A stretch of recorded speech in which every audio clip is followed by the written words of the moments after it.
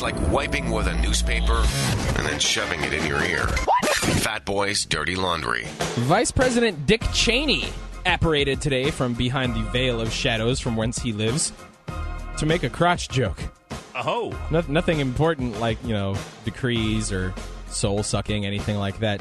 Just make a crotch joke. Quote, I'm surprised the Democratic Congress. They seem to be bowing down to Pelosi so quickly. I thought they'd be carrying bigger sticks than that. Unquote.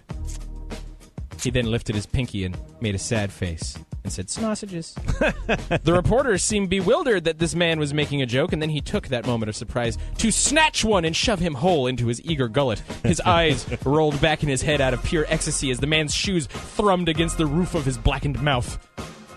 Wow.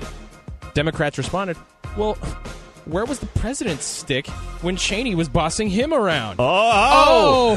Which proves all our nation's leaders really want to do is play swords. That's true. They want a stick fight. Well, that and this audio from one of the Senate's secret sessions that was leaked to the internet today.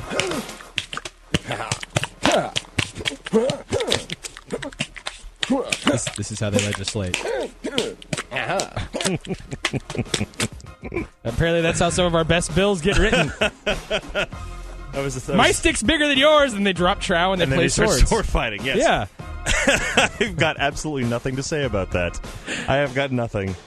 What can be said about this? They're trying to balance the budget right there, and then lowering gas mileage, or raising gas mileage, lowering. See, I'm not fluent in sword fight yet. Yeah, give it time. It's not a practice that I'm too learned in. How does Pelosi play? That's why Cheney's all mad. Oh. I thought you guys had bigger sticks than to let someone with no stick at all run the game. Oh, I understand. Milksops. Whatever. You mollycoddlers. It just proves that all these people in Washington, they are in high school. This is high school. If you're, he flat out said, I thought you had bigger sticks than that. Really? Come on, man. And he's been silent for like 6 months. He shows up to basically say everyone's got little peeners, yeah, and then disappears again with like a couple souls in his belly. We didn't even see him snatch the children to suck it out from their spinal column. He just and he's off. Sure. Well, you get that, upgraded heart or whatever it is they got when he was in the hospital last week. So he's all spunky. 3000. Yeah, he's all spunky now. All right. Bush is serious about this whole come clean thing that he started yesterday after threatening Iran, even though they had their pants pulled down, to show their nuclear crotch region was smooth like a Ken doll, coated in wax and polished by Tom Shane himself. Smooth. He apparently then went right home and jotted a letter to Kim Jong-il. What? Yes, telling the diminutive dictator, you'd better not be hiding any secrets from me, and you'd better keep all your stuff out in the open. Come clean. Because you promised you would, so you better. What is he on? What? Yeah. Is he now thinking about bombing the crap out of North Korea again? Now that he's been... No, he's not thinking about that. He just says, you'd better come clean. Because I'm all about people coming clean right now. And you promised you would, so you'd better. And the first time he's ever sent a letter directly to this man. You better. And it's you better. I mean, the letter didn't actually say these things. It was a tiger riding a TIE fighter into battle against 8 armed stickmen with proton packs, but it was implied. Kim Jong-il speaks hyperactive 8-year-old pretty well, so he understood it. I mean, they kind of share the same mentality, those two. What?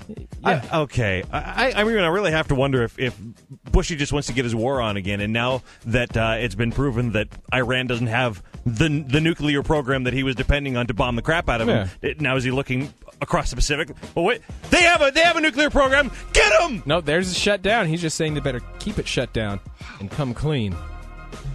Okay. All right. Whatever.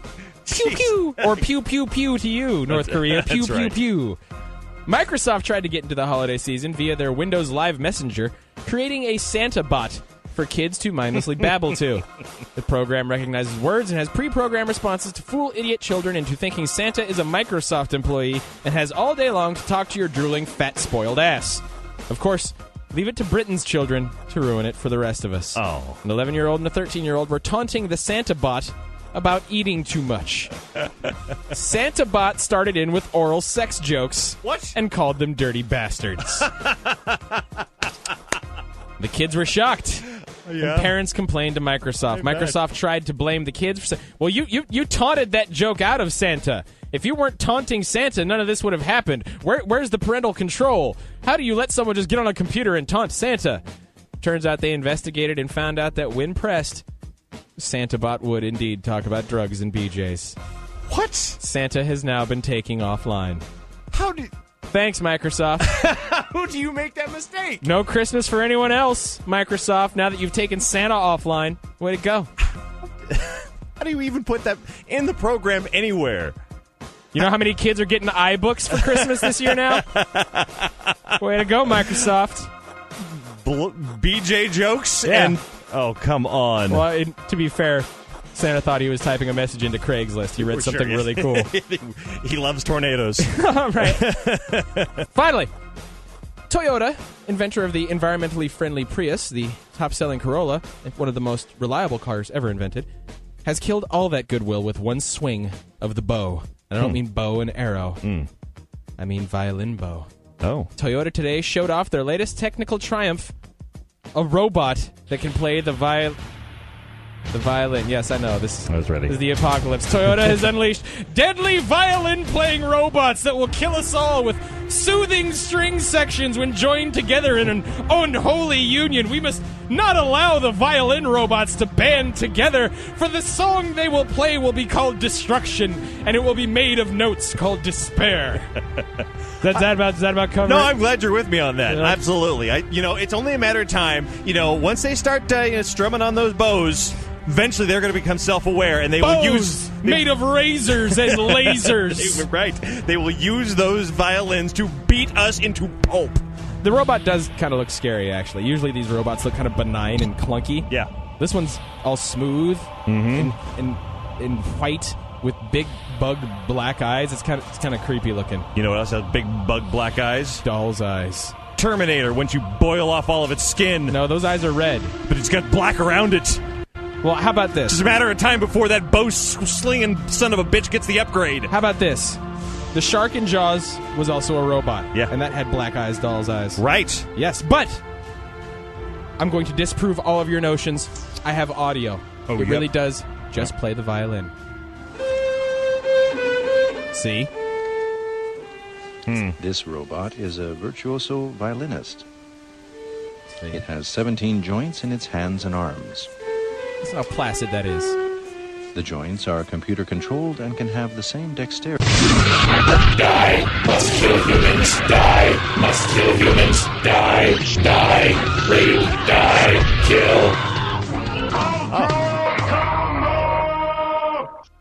You got the rape upgrade, I hear. He also got the Ultra Combo. 45 hits in a row, man. That's badass.